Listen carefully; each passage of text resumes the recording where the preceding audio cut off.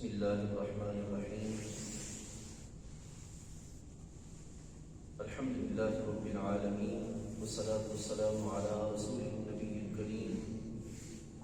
سید الانبیاء والمرسلین وعلی آلہ وصحبہ اجمعین اما بعد فاعوذ باللہ من الشیطان الرجیم بسم اللہ الرحمن الرحیم والذی جاء بالصدق وصدق به أولئك هم المتقون صدق الله مولانا العظيم وبلغنا رسوله النبي الكريم الأمين الرؤوف الرحيم إن الله وملائكته يصلون على النبي يا أيها الذين آمنوا صلوا عليه وسلموا تسليما الصلاة والسلام عليك يا سيدي يا رسول الله وعلى آلك وصحبك يا سيدي يا حبيب الله الصلاة والسلام عليك يا سيدي يا نبي الله وعلى آلك وأصحابك يا سيدي يا حبيب الله. اللہ رب العزت جل وعلا کا کروڑ شکر ہے کہ اس کریم نے ہم سب کو ایک بار پھر اس مبارک مجلس میں شرکت کی سعادت نصیب فرمائی. خالق کائنات ہونا اور اس کی توفیق سے جو کلمات خیر جو اعمال صالحہ بجا لائیں وہ کریم اپنی بارگاہ اقدس میں قبول منظور فرمائے. آج جتنے بھی ہمارے مہمان دوست تشریف لائے حضرت مولانا اللہ بخش نثار صاحب، حضرت مولانا محمد زاہد صاحب، مولانا عمر صاحب اور جناب کے نام سے صورت سے واقف ہوں اور نام سے واقف نہیں، اور جتنے بھی آپ احباب آپ تشریف لائے ہم سب کا آنا اللہ کریم اپنی بارگاہ میں قبول فرمائے. فی زمانہ جو صورتحال ہے، جو حالات ہیں، ایسے میں ایک کوشش ہے کہ زمانے کی اونچ نیچ سے الگ رہتے ہوئے کچھ درست راہ پہ چلنے کا اہتمام کیا جائے اور اپنے دوستوں کو دین و دین کا جو اصل پیغام ہے وہ پہنچانے کا رستہ اختیار کیا جائے. تو اسی کے لیے ہم نے یہ مختصر سا سلسلہ شروع کیا ہے تاکہ اپنی نوجوان بھائی، اپنے بچے ان تک دین کا پیغام جو اس کی اصل صورت میں ہے. زمانے میں اس وقت آپ دیکھتے ہیں محافل کی جو صورتحال ہے وہ کیسی ہیں، اور ایسے میں لوگ اپنی لذتوں کو پورا کرنے کے لیے مجالس کو سجانے کا اکثر اہتمام کر رہے ہیں. دین کہیں پیچھے رہ رہا ہے. تو ایسے میں بہت اہم ذمہ داری ہے مساجد اور محراب و منبر کے جو ذمہ دار ہیں ان پر کہ وہ ان چیزوں کو جو اصل دین ہے ان کو لوگوں تک پہنچانے کا جو ہے وہ اہتمام کریں. تو یہ اسی کے لحاظ سے کاوش ہے، کوشش ہے. اللہ تعالیٰ جل وعلا ہماری اس کوشش کو اپنی بارگاہ میں قبول فرمائے. یہ مہینہ جمادی الثانی یہ منسوب ہے حضرت سیدنا صدیق اکبر رضی اللہ تعالی عنہ کی نسبت کی طرف، اور اس میں اور بھی بہت سارے بزرگان دین کے ایام موجود ہیں. ان کا اپنی جگہ تذکرہ اور ان کی اپنی ایک حیثیت ہے، لیکن چونکہ وقت بہت کم ہے اس لحاظ سے تھوڑے وقت کے لیے ایک ہی شخصیت اور انہی کے چند پہلو آپ کے سامنے بیان کیے جائیں گے. حضرت سیدنا صدیق اکبر رضی اللہ تعالی عنہ کی جو شخصیت ہے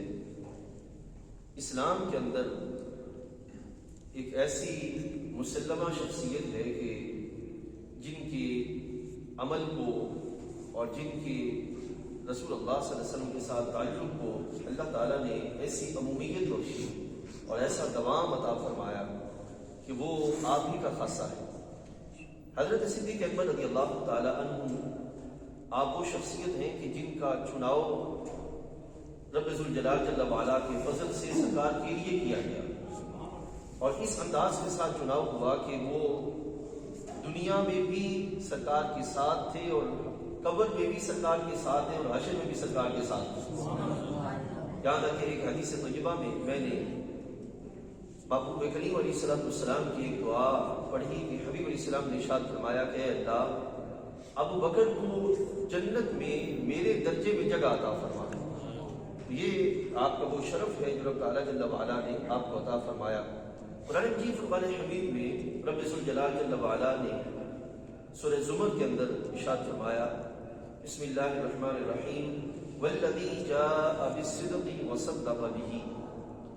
وہ ذات جو سچ لے کے آئی اور وہ ذات جنہوں نے سچ کی تصدیق فرمائی۔ اب یہاں مولا کائنات علی المرتضیٰ کرم اللہ وجہ کریم خود اس بات کو ارشاد فرماتے ہیں کہ یہاں رب ذوالجلال جل وعلا نے جس کے لیے فرمایا کہ جو سچ لانے والی ہے ذات، وہ ہمارے آقا حضرت محمد الرسول اللہ صلی اللہ علیہ وسلم ہے، اور وہ ذات جنہوں نے سچ کی تصدیق فرمائی وہ حضرت سیدنا صدیق اکبر رضی اللہ تعالی عنہ ہے۔ اس میں کوئی شک نہیں ہے کہ حضرت علی المرتضیٰ کرم اللہ وجہ کریم مولا کائنات آپ نے بھی سچ کی تصدیق فرمائی۔ ہم دونوں میں سے کسی ایک کا بھی انکار نہیں کریں گے اور دونوں میں سے کسی ایک کے لحاظ سے بھی ہلکا انداز نہیں رکھیں گے، لیکن جو انداز تصدیق کرنے کا حضرت صدیق اکبر رضی اللہ تعالی عنہ کے حصے میں آیا وہ انہی کا خاصہ ہے۔ جن حالات میں، جن معاملات کے لحاظ سے اور حالات کی سختیوں کے درمیان جس طرح آپ اس تصدیق کو کرنے کے بعد اس پہ قائم رہے اور اس کے لحاظ سے آپ نے اہتمام کیا، وہ آپ ہی کا خاصہ ہے اور آپ کے لحاظ سے بیان کیا گیا۔ تو اس لحاظ سے کہ سچ لانے والی جو ذات ہے وہ کون ہے؟ حضرت صدیق اکبر رضی اللہ، حضرت محمد رسول اللہ صلی اللہ علیہ وسلم، اور سچ کی تصدیق کرنے والی ذات کون سی ہے؟ حضرت سیدنا صدیق اکبر رضی اللہ تعالی عنہ۔ اب یہاں آگے بڑھنے سے پہلے ایک بنیادی ایک فلسفہ ہے وہ میں آپ کو عرض کیے دیتا ہوں۔ رب ذوالجلال جل وعلا جب کسی کا انتخاب فرماتا ہے تو خالق کائنات جل وعلا جس فرد کا انتخاب کیا جاتا ہے اور جس کام کے لیے انتخاب کیا جاتا ہے باقاعدہ اس کام کے لحاظ سے اللہ تعالیٰ اس کو وہ وصف بھی عطا فرماتا ہے، وہ صلاحیتیں بھی عطا فرماتا ہے، اور روئے زمین پر وہ فرد جب موجود ہوتا ہے تو اس کو اسی راہ پر چلنے کی اللہ تعالیٰ توفیق بھی عطا فرماتا ہے۔ حضرت سیدنا صدیق اکبر رضی اللہ تعالی عنہ کو اگر دیکھا جائے تو آپ کا دنیا میں آنا اور پھر دنیا میں آ کر اس انداز کے ساتھ دنیا میں رہنا کہ ہر طرف جو شرک ہے، کفر ہے اور عملی طور پر، فکری طور پر غلاظتوں کے ڈھیر میں اپنے کردار کو اور اپنے فکر کو اور اپنے اعمال کو پاک صاف رکھنا، یہ اس لحاظ سے تھا کہ چونکہ ان کا انتخاب تھا رب ذوالجلال جل وعلا کی طرف سے، اور انتخاب کس کے لیے تھا؟ رسول اکرم صلی اللہ علیہ وسلم کے۔ اس لحاظ سے چونکہ یہ یاد رکھیے گا جب کوئی بندہ فکری اور عملی طور پر خرابی کا شکار ہو جائے تو اس کے معاملات میں روحانی طور پر بھی بڑی گراوٹ آتی ہے اور وہ اس درجے پر نہیں پہنچ سکتا جو درجہ اس کے لیے صحیح معنی میں موجود ہوتا ہے رب ذوالجلال کی طرف سے۔ تو اس لحاظ سے خالق کائنات جل وعلا نے حضرت صدیق اکبر رضی اللہ تعالیٰ عنہ کو سرکار کی بارگاہ میں ایمان لانے سے پہلے ہی وہ اوصاف عطا فرمائے اور اپنی فکری اور عملی پاکیزگی کا وہ اہتمام کرنے کی توفیق عطا فرمائی کہ وہ اہتمام آپ کا اپنی عملی زندگی کے لحاظ سے اس بات کی علامت ہے اور اس بات کی وضاحت ہے کہ یہ پیچھے کوئی ایسی قوت کار فرما تھی جو قوت حضرت صدیق اکبر کو درست طریقے پہ چلائے رکھی، اور پھر جب سرکار دو عالم صلی اللہ علیہ وسلم کی بعثت ہوئی تو فوراً آگے بڑھ کے بغیر کسی جھجک کے ایمان لے آتے۔ ابو علیہ الصلوۃ والسلام نے خود ارشاد فرمایا، سرکار ارشاد فرماتی کہ ہر ایک نے جب ایمان لایا تو اس نے مجھ سے میری نبوت کی دلیل مانگی، لیکن حضرت صدیق اکبر وہ ہیں کہ جب ایمان لائے تو انہوں نے کوئی دلیل نہیں مانگی، بلکہ دور علاقوں کے اندر حضرت صدیق اکبر موجود تھے کہ باقاعدہ طور پر آپ کی طرف اشارات آئے، آپ کے خواب کے معاملات اور دوسرے کئی ایک ایسے معاملات موجود ہیں کہ جن میں آپ کی نشاندہی کی گئی کہ وہ نبی آخر الزمان صلی اللہ علیہ وسلم مبعوث ہونے کو ہیں اور آپ آگے بڑھیں اور سعادت مندوں میں آگے نکل جائیں۔ یہ الفاظ باقاعدہ موجود ہیں، سعادت مندوں میں آگے نکل جائیں۔ تو اسی سعادت مندی میں آگے نکل جانے کے سبب آپ کا نام ابو بکر عام ہو گیا۔ یہ وہ وصف ہے جو رب ذوالجلال جل وعلا نے حضرت سیدنا صدیق اکبر رضی اللہ تعالی عنہ کو عطا فرمایا۔ آج انشاءاللہ مزید انتہائی مختصر سے وقت میں آپ کی جو شان صدیقیت ہے اس کے لحاظ سے کلام آپ کے سامنے رکھیں گے کہ آپ کا صدیق ہونا، ہم یہ بات آپ کے سامنے پہلے میں واضح کرتا چلوں کہ کوئی شک نہیں ہے کہ صدیق ہونا، اس میں سارے صحابہ شامل ہیں، لیکن صدیق ہونے میں جو اکبر ہے وہ حضرت سیدنا صدیق اکبر رضی اللہ تعالیٰ عنہ حضرت ابو بکر ہے۔ اور جس طرح صدیق ہونے میں ایک اور فرد بھی شامل ہے خاص طور پر، جن کا باقاعدہ طور پر تذکرہ ملتا ہے، وہ حضرت سیدنا مولا کائنات علی مرتضیٰ کرم اللہ وجہ کریم ہے۔ لیکن اگر دونوں کا موازنہ کیا جائے اس انداز کے ساتھ کہ تصدیق کے جن مراحل سے حضرت صدیق اکبر گزرے، وہ مراحل آپ ہی کا خاصہ ہے، وہ آپ ہی کے لحاظ سے ہے، یعنی کہ سرکار کی بارگاہ میں ایمان لانا، پھر ایمان کو نہ چھپانا، پھر برملا اپنے ایمان کا اعلان کرنا، اور پھر نبی علیہ السلام کی عطا کردہ جو دین ہے اس کی تبلیغ کا اہتمام کرنا، اور پھر نبی علیہ السلام کی غلامی میں اپنا مال پیش کرنا، اپنی اولاد پیش کرنا، سرکار کے ساتھ اپنی خدمت کو جو ہے وہ لے کے چلنا غار میں، اور پھر آگے تمام تر مراحل کے اندر سرکار کے ساتھ رہنا، یہ وہ اوصاف ہیں کہ جن اوصاف کے سبب حضرت ابو بکر صدیق اکبر بن گئے۔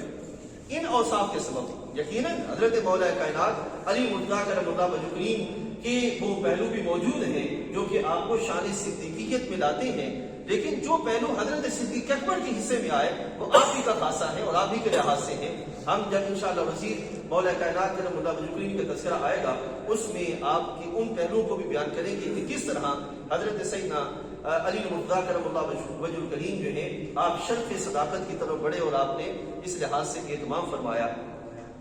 صدیق کون ہوتا ہے؟ صدیق کہتے ہیں اس فرد کو کہ جو زبان سے کہی ہوئی بات کو دل اور عمل سے موقت کرتے ہیں، یعنی کہ دل اور عمل جو ہے وہ اس کی زبان سے کہی ہوئی بات کی تصدیق کرے، وہ بندہ صدیق ہوگا کہ جو اس نے زبان سے کہا، دل اور عمل جو ہے وہ اسی طرف مائل ہو، اسی بات کی طرف اعلان رکھے اور اسی کا جو ہے وہ اعلان کرتا ہوا نظر آئے، اس بندے کو صدیق کہتے ہیں۔ ایسے ہی ایک دوسری جگہ پر ہے کہ صدیق اس فرد کو کہتے ہیں جو تصدیق میں مبالغہ کرے، تصدیق میں مبالغہ کرے، یعنی کہ مبالغے کی دو صورتیں، ایک یہ ہے کہ جو ہی جس فرد کی اس نے تصدیق کرنی ہے اس کی بات کو فوراً قبول کر لے اور فوراً اس پر جو ہے وہ یہ اعلان کر دے کہ جو کہا سچ کہا، اور دوسرا یہ ہے کہ اس کے کہنے میں، اس کی قبول کرنے میں، جو بات وہ قبول کر رہا ہے اور جس پر وہ تصدیق کا اعلان کر رہا ہے، اس میں اپنے انداز کے ساتھ اس بات کا اہتمام کرے کہ دوسروں پر وہ بات حاوی ہوتی ہوئی نظر آئے۔ اب ان دو پہلوؤں کے اعتبار سے اگر دیکھا جائے، حضرت سیدنا صدیق اکبر رضی اللہ تعالیٰ عنہ آپ نے زبان سے جو کہا لا الہ الا اللہ محمد رسول اللہ صلی اللہ علیہ وسلم، تو ساری زندگی کبھی بھی آپ کے دل میں رسول اکرم صلی اللہ علیہ وسلم کے حکم شریف کے سامنے ایسی کوئی کیفیت پیدا نہیں ہوئی کہ یہ ایسا کیوں ہے، ایسا کبھی کوئی کیفیت نہیں آئی۔ اور دوسری طرف عمل کے اعتبار سے کہ جو ہی حضرت محبوب کریم علیہ السلام کی بارگاہ سے معاملہ جاری ہوا کہ جو ایسا کرے گا اس کو یہ مقام ملے گا، اس کام میں سب سے آگے بڑھتے ہوئے جو نظر آتی ہے شخصیت، وہ حضرت سیدنا صدیق اکبر رضی اللہ تعالیٰ عنہ، یعنی کہ قول کے اعتبار سے بھی، عمل کے اعتبار سے بھی۔ اسی طرح تصدیق کے پہلوؤں میں دیکھیں تو حضرت سیدنا صدیق اکبر رضی اللہ تعالیٰ عنہ، وہ معراج والا واقعہ آپ کو یاد ہوگا، ابھی اس کی میں وضاحت آپ کے سامنے رکھتا ہوں کہ ادھر سے سرکار کے قول شریف کو لے کر کوئی فرد آتا ہے حضرت ابو بکر کے سامنے اور آ کے کہتا ہے کہ تمہارے صاحب نے یہ کہا کہ رات کے مختصر حصے میں مسجد حرام سے مسجد اقصی کی طرف گیا ہوں اور وہاں سے ہو کے واپس آیا ہوں، تو اس میں آپ کیا کہتے ہیں؟ حضرت صدیق اکبر نے آگے سے یہ نہیں کہا کہ میں تصدیق کرتا ہوں، میں غور کرتا ہوں، میں سوچتا ہوں، جا کے پوچھتا ہوں پھر میں جواب دوں گا۔ نہیں، یہ ایمان کی وہ خاصیت ہے اور جو کیفیت ہے کہ رسول اکرم صلی اللہ علیہ وسلم کی بارگاہ سے ہم تک جو بات پہنچی وہ بات اپنے حقیقت متن کے اعتبار سے سچ ہو تو فوراً دل اس بات کی گواہی دے دے، اور اس کے لحاظ سے وہ پہلو ابھی میں آپ کے سامنے رکھوں گا۔ آج کے اس دور کے اندر ہمارے مسلمان بھائی کس طرح اس مقام تک پہنچ سکتے ہیں وہ بھی میں آپ کے سامنے رکھتا ہوں تاکہ آپ کو اس کے لحاظ سے سمجھنے میں آسانی ہو جائے۔ اب ذرا سوچیے، دیکھیے حضرت سیدنا صدیق اکبر رضی اللہ تعالیٰ عنہ کا صدیق ہونا، یہ ایسا نہیں ہے کہ آپ صرف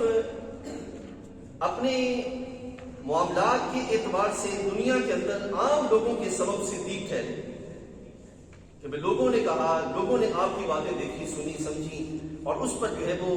آپ کو صدیق کرنا شروع کر دیا۔ ایسا معاملہ نہیں ہے۔ اگر ایسا معاملہ ہوتا تو وہ تاریخ کے کسی کونے تک محدود ہوتا، اس کے اندر وہ وسعتیں نہ ہوتی، وہ جامعیت نہ ہوتی، آپ کا صدیق ہونا اس طرح معروف نہ ہوتا اور ہر بندے کی زبان پر اس طرح جاری نہ ہوتا کہ صدیق جو ہے وہ حضرت ابوبکر رضی اللہ تعالیٰ عنہ ہے، ایسا معاملہ نہ ہوتا، بلکہ یہ جاری ہوا کہاں سے؟ رب ذوالجلال جل وعلا کی بارگاہ سے۔ اور اس کو لانے والے کون ہیں؟ حضرت جبرائیل امین۔ بیان کرنے والے کون ہیں؟ حضرت محمد رسول اللہ صلی اللہ علیہ وسلم۔ اور آپ کی صدیقیت پر مہر لگانے والے کون ہیں؟ سارے صحابہ بشمول حضرت علی مرتضیٰ کرم اللہ وجہ کریم کی ذات اقدس جو ہے انہوں نے آپ کی صداقت پر جو ہے وہ مہر لگائی اور آپ کی صداقت کو قبول کیا، کیونکہ ان کی یہ خاصیت تھی کہ وہ باہمی ایک دوسرے کے شرف کو قبول کرنے والے تھے اور ایک دوسرے کے معاملات کو تسلیم کرنے والے تھے، کیونکہ ان کا دل صاف تھا۔ رب ذوالجلال نے ان کو ہر طرح کی اس کیفیت سے محفوظ رکھا تھا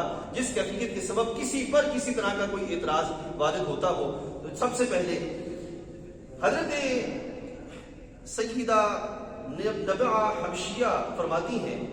میں نے رسول اکرم صلی اللہ علیہ وسلم کو یہ فرماتے ہوئے سنا، یا ابا بکر ان اللہ قد سماک الصدیق، اے ابو بکر رضی اللہ تعالیٰ عنہ آپ کا نام صدیق کس نے رکھا ہے؟ آپ فرماتے ہیں ان اللہ قد سماک، آپ کا نام صدیق رب نے رکھا ہے، یعنی کہ صدیق ہونا بابو حضرت سیدہ صدیق اکبر رضی اللہ تعالیٰ عنہ کا یہ نہیں کہ جیسے میں نے پہلے بیان کیا کہ معاملات کے محض سبب تھا۔ اب اس میں یہ بھی میں پہلے بات واضح کرتا چلوں، ایک ہے یہ شرف جو آپ کو ملنا تھا، یہ وصف آپ کے حصے میں آنا تھا، اور دوسرا یہ ہے کہ اس وصف پر پہنچنے کے لحاظ سے عملی طور پر باقاعدہ آپ اس طرف بڑھے، اور اس کے لحاظ سے اللہ تعالیٰ نے آپ کو وہ اسباب عطا فرمائے، اور وہ اسباب کون سے تھے؟ آپ کا دل اور آپ کا عمل اور آپ کا قول، یہ تینوں چیزیں شامل ہوئی، اور پھر اس کے سبب جب یہ تینوں چیزیں ملی تو اللہ تعالیٰ جل وعلا نے آپ کو وہ شرف عطا فرمایا، اپنی بارگاہ سے اس کا بیان جاری کیا۔ اسلام میں جب کسی کو کوئی شرف عطا کیا جاتا ہے یا کسی شرف کے لحاظ سے بیان کیا جاتا ہے تو ایسا ہرگز نہیں ہوتا کہ اس بندے میں وہ صلاحیتیں ہوتی نہیں ہیں کہ محض شرف کا بیان ہو رہا ہے، نہیں، باقاعدہ طور پر اس کو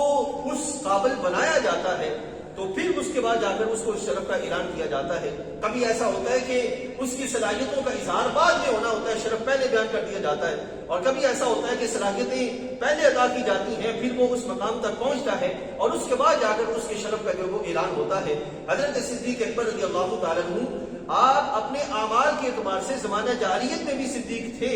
لیکن رب کی بارگاہ سے جو مرتبہ صداقت ہے اس کا اعلان تب ہوا جب حضرت سیدہ صدیق اکبر نے اس شب معراج کے تذکرے کا باقاعدہ طور پر کفار کے سامنے آپ نے اس پر تصدیق کی، رب ذوالجلال جل وعلا نے آپ کو صدیق کا لقب عطا فرمایا۔ یہ وہ پہلو ہے۔ اب دوسری طرف ایک تو سرکار دو عالم صلی اللہ علیہ وسلم نے ارشاد فرمایا کہ آپ صدیق ہیں کیونکہ رب نے فرمایا ہے، اور دوسرا معجم اوسط کے اندر حضرت ابو ہریرہ فرماتے ہیں کہ محبوب کریم علیہ السلام جب شب معراج واپس تشریف لانے لگے تو جبریل سے فرمایا کہ اے جبرائیل ان قومی یتہمونی ولا یصدقونی، کہ میری جو قوم ہے وہ میری تصدیق نہیں کرے گی، اس بات کو قبول نہیں کرے گی، کون کرے گا؟ تہمت لگائے گی مجھ پر۔ جبرائیل امین نے آگے سے یہ فرمایا، عرض کیا کہ بلا شبہ آپ کی قوم اس معاملے کو قبول نہیں کرے گی، لیکن قوم میں ایک ہے جو معاملے کو قبول کرے گا اور وہ تصدیق کرے گا، اور وہ کون ہے؟ فرمایا فإن ابا بکر، وہ ابو بکر ہیں جو کہ اس قول کو قبول کریں گے، یصدق کا وہ اس بات کی تصدیق کریں گے، اور کیا ہوگا؟ وہ صدیق، ان کا لقب صدیق ہے۔ یعنی کہ یہ نہیں کہ آپ محض شروع میں نے بار بار عرض کر رہا ہوں کہ اس کی وجہ یہ ہے کہ فی زمانہ آپ کی شرف صداقت کا انکار کیا جا رہا ہے، لوگ آپ کی شرف صداقت کو قبول نہیں کر رہے، اور بڑے دھڑلے سے یہ بحث جاری کی جا چکی ہے اور چھیڑی جا رہی ہے کہ نہیں، صدیق صرف ایک ہے، ہم ان کی صداقت کا انکار کیوں کریں گے؟ وہ جس مرتبہ صداقت پر ہیں ہماری سراخوں پر، یعنی کہ حضرت مولا کائنات علی مرتضیٰ کرم اللہ وجہ کریم وہ سراخوں پر، ابھی میں اس پہلو کو بھی آگے بیان کروں گا،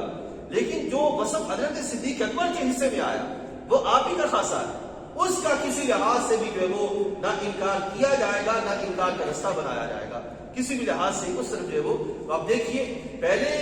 صدیق کے بارے میں کیا کہا کہ یہ شرف صدیق ہونا یہ کس نے آپ کو نام عطا فرمایا؟ اللہ تعالیٰ نے. اور پھر اس کا بیان کس نے کیا؟ حضرت جبرائیل امین نے. اور پھر تیسرے مقام پر حضرت سیدنا صدیق اکبر رضی اللہ تعالیٰ عنہ کے لحاظ سے، اس لقب صدیق کے لحاظ سے مولا کائنات رحمۃ اللہ وجہ کریم کے اپنے الفاظ موجم کبیر کے اندر موجود ہیں. فرماتے ہیں کہ حضرت ابو یحییٰ حکیم بن سعد روایت کرتے ہیں کہ میں نے امیر المؤمنین حضرت مولا کائنات علی مرتضیٰ رحمۃ اللہ وجہ کریم کو اللہ کی قسم اٹھا کے کہتے ہوئے سنا. اب مولا کائنات ویسے ہی بیان کرتے تو کافی تھا. آپ کی زبان پہ کون جو ہے وہ تصدیق نہیں کرے گا، آپ کی بات کو قبول نہیں کرے گا. لیکن چونکہ جس دور میں آپ نے قسمیں اٹھائیں اور جس دور میں آپ نے خود حضرت صدیق اکبر کی شانوں کو بیان کیا، اس کی وجہ یہ تھی کہ وہ دور بڑا گدرا ہو چکا تھا. یعنی کہ اس دور میں ایسے لوگ آ گئے تھے جو بڑے گدرے سوچ کے شکار تھے. تو ایسے لحاظ سے حضرت صدیق اکبر رضی اللہ تعالیٰ نے قسمیں اٹھائیں. اور قسم کیا اٹھائی؟ انزل اسم ابی بکر من السماء الصدیق، کہ حضرت ابو بکر کا جو نام صدیق ہے یہ رب نے آسمانوں سے اتارا. یہ نہیں ہے کہ صرف ہم نے ہی ان کو کہا، بلکہ رب نے آسمانوں سے اتارا اور آپ کو حضرت صدیق کہا گیا. ایسے ہی دوسرے مقام پر حضرت مولا کائنات رحمۃ اللہ وجہ کریم کے ساتھ صحابہ کھڑے ہیں اور خوش طبی کر رہے ہیں، ایک دوسرے کے ساتھ باتیں ہو رہی ہیں. تو صحابی فرماتے ہم نے ان سے عرض کیا کہ ذرا اپنے دوستوں کے بارے میں ارشاد فرمائیے، آپ کے جو دوست ہیں ان کے بارے میں ارشاد فرمائیے. تو آگے سے فرمایا کہ رسول اللہ صلی اللہ علیہ وسلم کے سارے صحابہ ہمارے دوست ہیں، سارے صحابہ ہمارے دوست ہیں. ہم نے عرض کیا کہ حضرت صدیق اکبر کے بارے میں بھی بتائیے. اب یہاں یہ یاد رکھیے گا آج کے دور میں بعض لوگوں کے اندر گدرا پن آ گیا اور انہوں نے اپنے گدرے پن کی تناظر میں ان بزرگوں کو دیکھنا شروع کر دیا جو سورج کی طرح شفاف ہیں اور جو شبنم کی طرح پاکیزہ ہے. ان کو دیکھنا شروع کر دیا، حالانکہ وہ ہیں کہ جن کی ذات و کردار اور افعال پر خود قرآن مجید کو ہر ثبت کرتا ہے. اس واسطے ہم نے یہ ذہن صاف رکھنا ہے. اب مولا کائنات کرم اللہ وجہ کریم کی یہ عقیدت کا آڑ کی جاتی ہے اور اس کے لحاظ سے بیان کیا جاتا ہے. تو مولا کائنات کرم اللہ وجہ کریم سے پوچھا گیا ذرا صدیق اکبر کے بارے میں ارشاد فرمائیے. تو آپ نے فرمایا ذاک امرؤ سماہ اللہ صدیقا علی لسان جبریل و محمد صلی اللہ علیہ وسلم. فرماتے ہیں کہ ان کا کیا کہنا، وہ تو وہ ہیں کہ جن کا لقب صدیق خود اللہ تعالیٰ نے عناصر کیا اور پھر جبریل امین نے اور حضرت محمد رسول اللہ نے بیان فرمایا. یعنی کہ یہ وہ وصف ہے جو رب ذوالجلال جل وعلا نے حضرت سیدنا صدیق اکبر رضی اللہ تعالیٰ عنہ کو عطا فرمایا. اور اس وصف کو میں بار بار دو تذکرہ کر رہا ہوں کہ حضرت صدیق اکبر رضی اللہ تعالیٰ عنہ نے کہ اس وصف کو حضرت مولا کائنات کرم اللہ وجہ کریم نے نہ صرف یہ کہ قبول کیا بلکہ باقاعدہ بیان کیا، لوگوں کے سامنے اس کا تذکرہ کیا کہ صدیق ہونا یہ وہ شرف ہے جو رب ذوالجلال نے حضرت صدیق اکبر کو عطا فرمایا. اب اس کے ساتھ حضرت سعید بن زید ان کا بھی سنتے جائیے، یہ عشرہ مبشرہ صحابہ میں سے حضرت سعید بن زید رضی اللہ تعالیٰ عنہ. آپ فرماتے ہیں کہ میں 9 افراد کی گواہی دیتا ہوں کہ وہ سارے کے سارے جنتی ہیں، اور اگر ایک کا کہوں تو ہو سکتا ہے میں وہ کہنے میں بھی گناہ گار نہیں ہوں گا. یعنی کہ 10 عشرہ مبشرہ جو سرکار نے ارشاد فرمائے تھے ان کے بارے فرماتے ہیں کہ میں 9 افراد کی پکی گواہی دے سکتا ہوں کہ وہ جنتی ہیں، اور 10ویں کے بارے میں بھی کہوں تو اگر میں گناہ گار نہیں ہوں گا. تو پوچھا گیا کہ وہ کیسے؟ فرمانے لگے کہ ہم نبی علیہ الصلوۃ والسلام کے ساتھ غار جبل حرا پر تھے. تو وہاں پر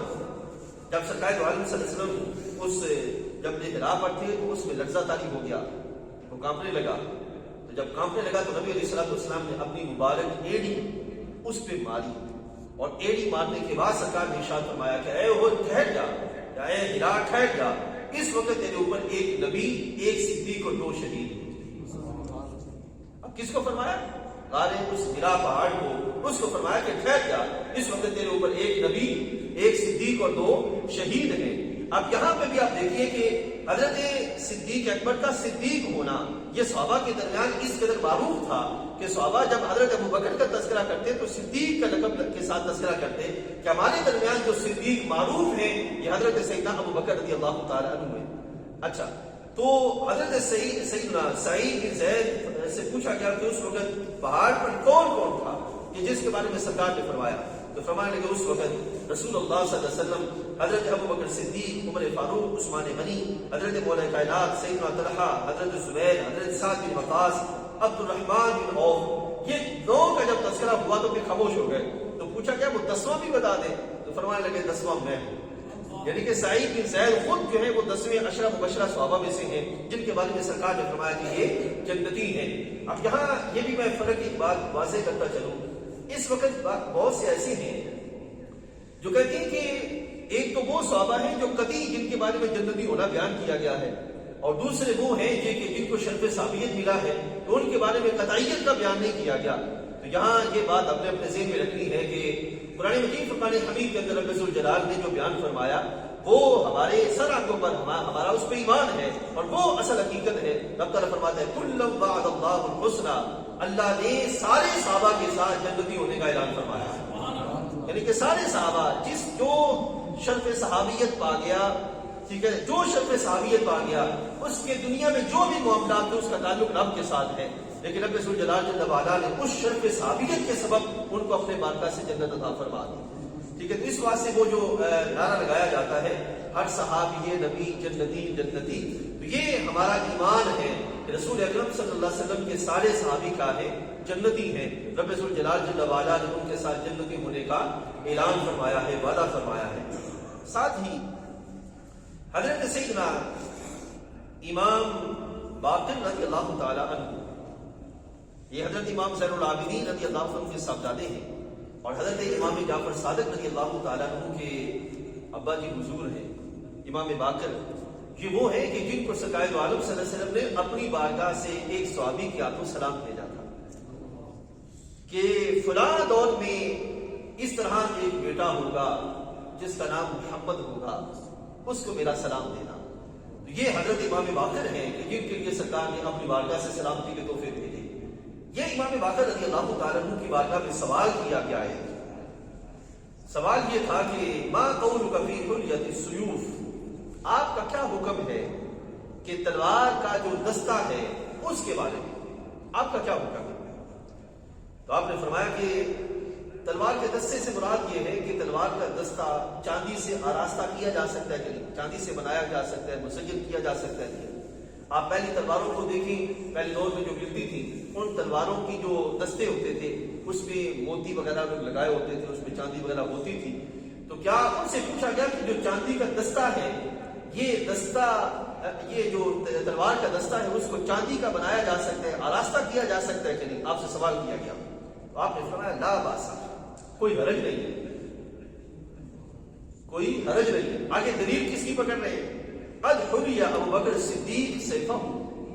کہ حضرت ابو بکر رضی اللہ تعالی عنہ کی جو تلوار کا دستہ تھا وہ آراستہ تھا۔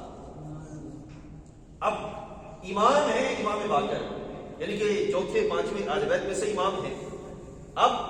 یہ امام دلیل کس کی پکڑ رہے ہیں؟ حضرت صدیق اکبر رضی اللہ تعالیٰ عنہ سے۔ اب یہ کون سا انداز ہے؟ یہ وہی انداز ہے جو سرکار نے ارشاد فرمایا علیکم بسنتی وسنت الخلفاء الراشدین المہدیین، کہ تم پہ میری سنت لازم ہے اور میرے صحابہ رضوان اللہ علیہم اجمعین کی سنت لازم ہے خلفاء راشدین کی۔ تو یہ خلفاء راشدین کو یہ یہاں سے اس بات کی خبر ہوتی ہے کہ ہمارے جو اسلاف ہیں وہ صحابہ میں سے ہوں یا آل بیت اطہار میں سے ہوں، ان کا وہی طریق تھا جو طریق سرکار دو عالم صلی اللہ علیہ وسلم نے عطا فرمایا تھا، وہی طریق تھا اور اسی پہ قائم تھے۔ یہ بعد میں تقسیم کا معاملہ ہوا اور لوگوں نے تقسیم کی راہ اپنائی، حالانکہ وہ سارے کے سارے اسی طریق پہ تھے جو طریق آل سنت و جماعت کا طریق ہے، اسی پہ قائم تھے۔ اور آپ نے دلیل کس سے پکڑی؟ حضرت ابو بکر رضی اللہ تعالیٰ عنہ سے۔ تو جو پوچھنے والا تھا اس نے آگے سے کہا کیا آپ بھی انہیں صدیق کہتے ہیں؟ اب کیونکہ اس دور میں یہ رافضی آ گئے تھے جن کو کہا جاتا ہے کہ اس دور میں آ گئے، پیدا ہو چکے تھے، اور یہ بڑی شدت کے ساتھ جناب صدیق و فاروق رضی اللہ عنہ کے بارے میں ایسا کلام کرتے تھے جن کے ان کے اوصاف پر بے محرف آئے، یہ بڑی شدت سے کلام کرتے تھے۔ آج بھی بعض ایسے ہوں گے جو حضرت ابو بکر کا تذکرہ کریں گے لیکن ساتھ صدیق ہونا اس کا بیان نہیں کریں گے کہ بھائی یہ خاص ہے حضرت مولا کائنات کرم اللہ وجہ کریم کے لیے، یہ ان کے دل میں گھٹن ہے صحابہ کے لحاظ سے۔ تو حضرت سیدنا امام باقر رضی اللہ عنہ سے پوچھا گیا کہ آپ بھی انہیں صدیق کہتے ہیں؟ اب یہاں دیکھیے، وہ امام حسن ہو، امام حسین ہو، حضرت امام زین العابدین ہو، امام باقر ہو، یا امام جعفر صادق ہو رضی اللہ تعالیٰ عنہ، کسی کو بھی اٹھا کے دیکھیے تو آپ کو یہ خبر ملے گی کہ کوئی بھی اپنے اسلاف میں، وہ اسلاف صحابہ ہو، وہ اسلاف آل بیت اطہار ہو، ان کے شرف کا انکار کرنے والے نہیں تھے، ان کے شرف کو قبول کرنے والے تھے۔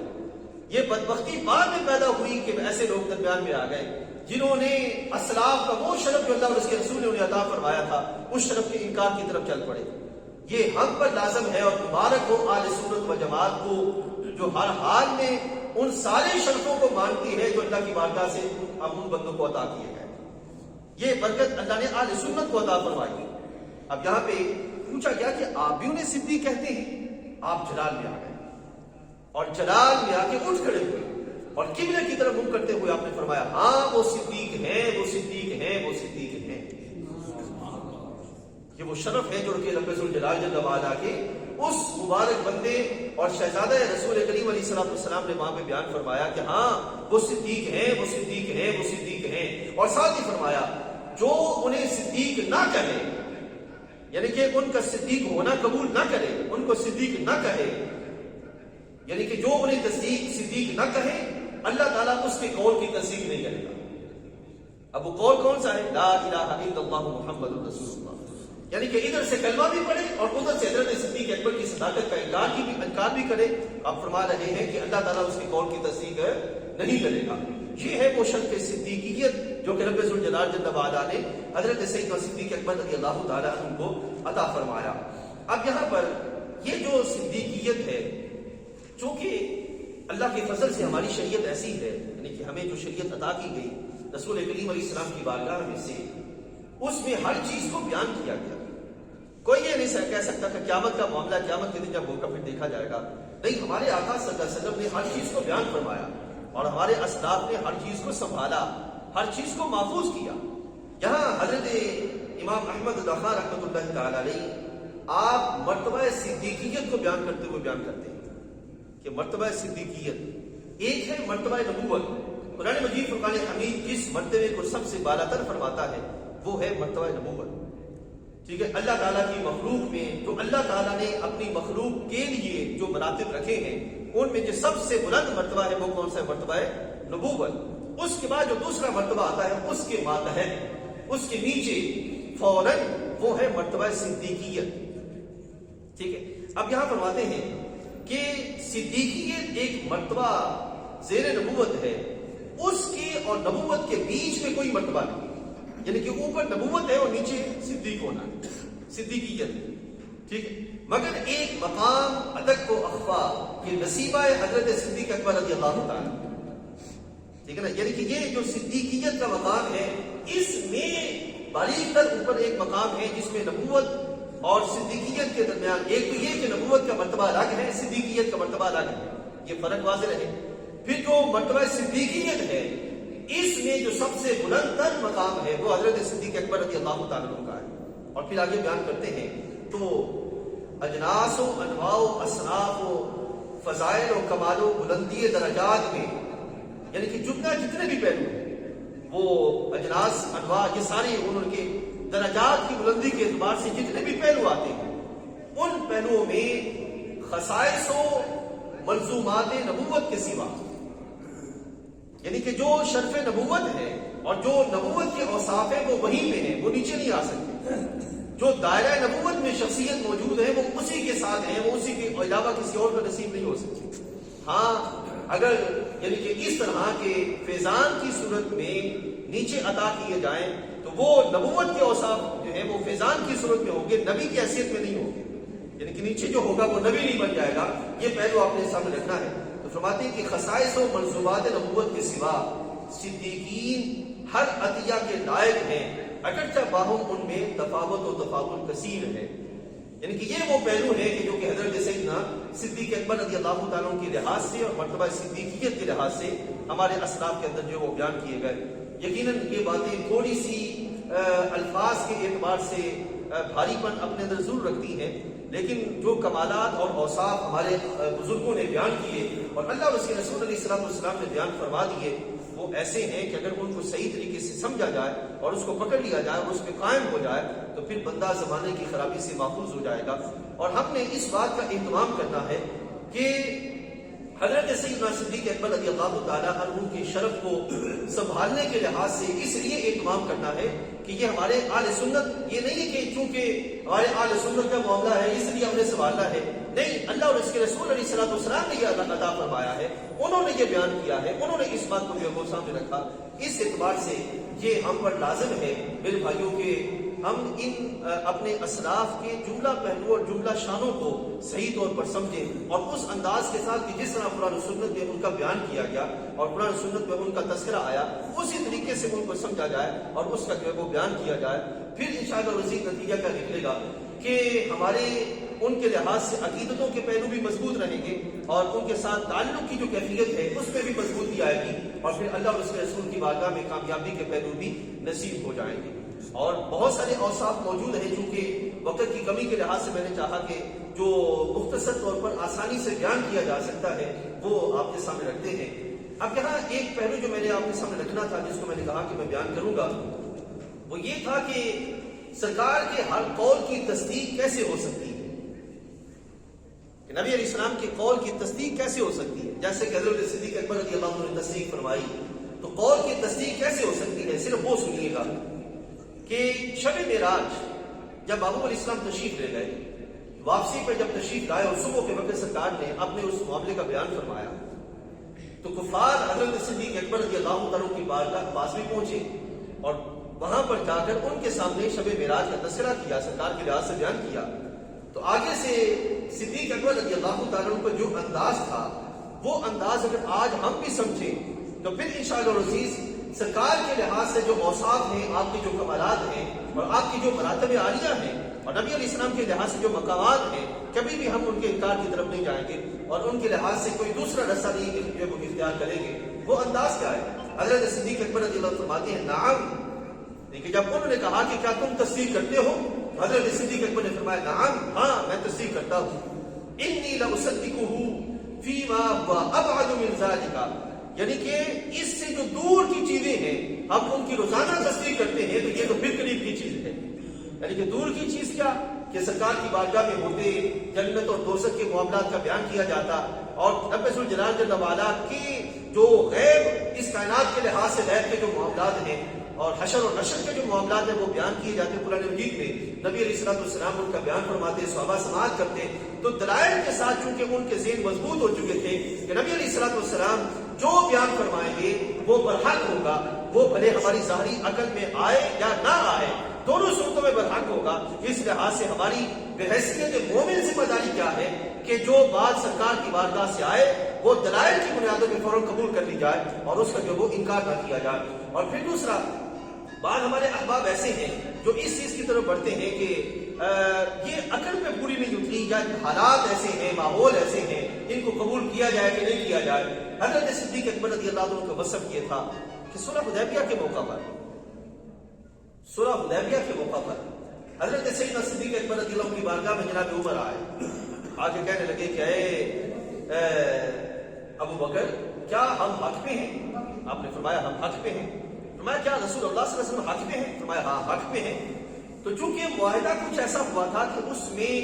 ظاہری لحاظ سے صورت ایسی بن رہی تھی کہ شکیں نرمی والی ہیں جو کہ کفار کے لحاظ سے ہیں اور حضرت عمر فاروق رضی اللہ عنہ چونکہ کفار کے لحاظ سے بہت سخت تھے، اس لحاظ سے آپ نے یہ معاملہ پوچھا.